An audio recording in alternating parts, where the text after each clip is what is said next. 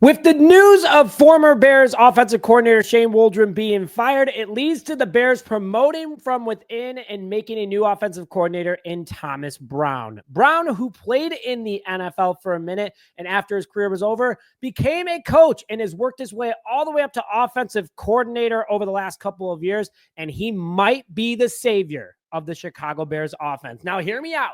He's been an offensive coordinator before. He was the assistant head coach for the Super Bowl Rams a few years back, and a lot of positive directions for this guy to look at, and I'm excited to break it all down for you guys. Hello, everyone, and welcome back to this episode of Just Another Year Chicago Bears. My name is Nick Rody, and as always, thank you for tuning in. And before I begin today's show, please hit that like button to wish Thomas Brown good luck as the Chicago Bears' new offensive coordinator, along with commenting good luck in your thoughts on the decision to promote Brown, and subscribe to the channel if you are a Bears fan and like free Bears and notifications, because if you do so, we're giving away an autographed Caleb Williams football. In order to enter, like this video, subscribe to the channel, and again, comment your thoughts on Thomas Brown becoming the Bears' new offensive coordinator for the rest of the season. All right, Thomas Brown, coaching history. This guy has a lot of it, and he's worked his way up quickly, only being 38 years old. He was hired to be Shane Waldron's top assistant this past offseason for the Chicago Bears after being the Carolina Panthers offensive coordinator last season. Brown has been a coach, though, since 2011 after retiring from the NFL, and he has had quite the journey and is, again, a Super Bowl champion as an assistant coach. In 2021, he went back to his alma mater, Georgia, as their strength and conditioning coach. They saw he did so well there. Chattanooga came calling him for him to become their running backs coach. After that, Marshall said, hey, you did a pretty good job in 2013, and hired him as their running backs coach. And then he got his first big call in 2014, where the Big Ten called him as the Wisconsin Badgers made him their running backs coach. And we know the Badgers always produce good running backs. And then he did so well there. Georgia was like, hey, we need some help. You've played for us. You've coached for us before. Come back and coach for us again. And became their running backs coach. Georgia had such a successful year back in 2015 that Miami of not the Hurricanes, not of Ohio, called him and were like, hey, be our offensive coordinator, help turn things around. And from 2016 to 2018, he did just that. In 2019, the Hurricanes fired their head coach, which means most of the staff left, and he went to South Carolina to become their running backs coach for just 1 year, because Sean McVay, one of the brightest offensive minds in the NFL, saw the potential in Brown and said, hey, I want you on my staff. And in 2020, that's where his NFL coaching career began with the Rams. And he was their running backs coach, which then in 2021, he was promoted to assistant head coach. Pretty darn impressive. The same year that the Rams won the Super Bowl, and he did a pretty darn good job for them, also being their running backs coach. He got promoted again after 2021 to be the assistant head coach still, but also the running back, tight end, and pass game coordinator for the Rams, which the Rams, as we know, has been one of the top offenses in the NFL over the last couple of seasons. And he did so well with the Rams and being under Sean McVay, the Carolina Panthers called him and said, we want you to be our offensive coordinator.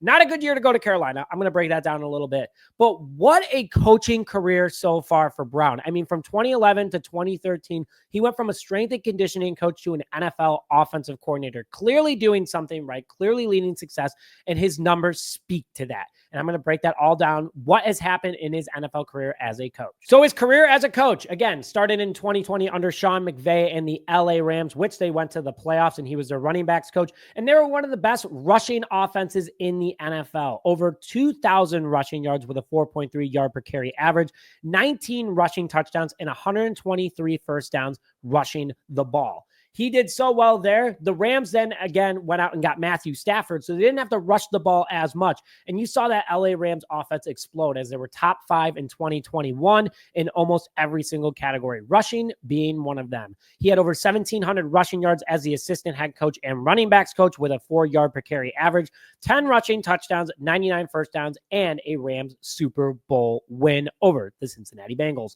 In 2022, still the assistant head coach, running backs coach, but then got promoted again. They still did a fantastic job. Over 1,700 rushing yards again for the Rams with a 4 yard per carry average. Now 15 rushing touchdowns and 89 first downs on the ground.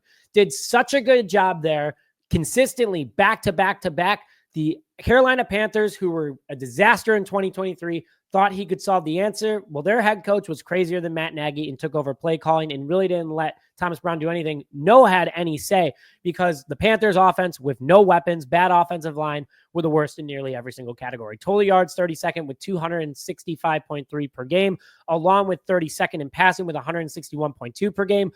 20th in rushing, though, 104.1 yards per game, and points 31st with 13.9 points per game. Now, guys, I know that doesn't sound good, but can't blame him. He didn't have a lot of help. He was taken out of his position, didn't help him at all, and he was put in a very awkward position because they ended up firing everyone else anyway. And that's what led him coming to the Chicago Bears. But I'm happy the Bears got a guy with offensive coordinator experience, because imagine the position we'd be in right now if we didn't bring him in. And I'm going to break down more of what he brings to the table. And before I get more into that, we are hosting a Chicago Bears versus Green Bay Packers watch party this Sunday at Rizzo's Bar & Inn in Wrigleyville, part of Chicago, starting at 10:30 a.m. with a noon kickoff. And we are working with Authentico Tequila along with Freshly Organic Tequila Seltzers and giving you guys some pretty good game day specials. $8 wing baskets, Freshly bucket deals, and Authentico margarita deals. You guys aren't going to want to miss it. Get your free ticket today at the link in the description now. And why there is hope. All right, here we go. Optimistic Nick is back because we have a new offensive coordinator, and the players seem already pretty happy about it as well. The Panthers were one of the worst rosters in the last decade in the NFL. So anyone probably wouldn't have been able to do much with this roster. Bryce Young was absolutely terrible. That's a starter right there. Worst offensive line in football. At least the Panthers addressed that this past offseason. They're a little bit better this year. They lost their number one wide receiver in DJ Moore to who? The Chicago Bears. So now Brown gets to work with DJ Moore even more. And ownership was an absolute mess. Their head coach was crazy. He had no idea what he was doing, and that's why he's no longer the Panthers head coach. No one was working on that team. And they were just unhealthy, just bad place to be. Come to the Chicago Bears, there's a lot more hope. Matt Eberflus, to save his job, which he is a dead man walking right now, by the way, is going to let Brown take over the offense entirely. The Bears do have a good offensive unit. They obviously have Caleb Williams, Keenan Allen, DJ Moore, Gerald Everett, Cole Kmet, DeAndre Swift, Roma Dunze. The list goes on and on, way better than the Panthers position. Along with that, a top 10 defense who 14 of the last 15 games have allowed 21 or less points. They have a good special teams unit as well. Hopefully, Torrey Taylor will be punting a lot less, but he has a lot of weapons to work with. This offensive line is getting healthier too. They're starting to get some starters back. Hopefully they get them all back against the Green Bay Packers, or Poles makes a move to sign somebody. But I personally think that Thomas Brown, with having Sean McVay's background and being his right-hand man in LA when they won a Super Bowl, speaks a lot. And he can do a lot with this team, and there's a lot of hope for the Chicago Bears. He has a good offensive game plan.